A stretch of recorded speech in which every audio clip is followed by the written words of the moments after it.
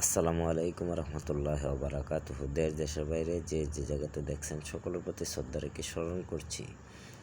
দেশের স্বার্থে জনগণের স্বার্থে কথা বলছি। বাংলাদেশে অন্তর্বর্তী সরকার ডক্টর মোহাম্মদ ইউনূস এবং উপদেষ্টাগণ যারা আছে, বর্তমান বাংলাদেশের দায়িত্ব যারা চালাইতেছে, আসলে তাদের ভিতরে অনেক প্রকার ভুল বসবাস, ভুল ভাষা, ভুল কথা, ভুল বক্তব্য ব্যবহার করে বাংলাদেশের জনগণের মাঝে অস্বস্তির বিরাজ করাইতেছে।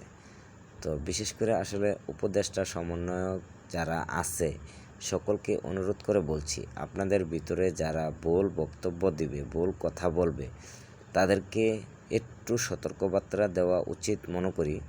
দেশের স্বার্থে জনগণের স্বার্থে অবশ্যই আপনারা ফাইনাল ডিসিশন, ফাইনালভাবে কথা বলতে হবে, যেটা 100% হবে।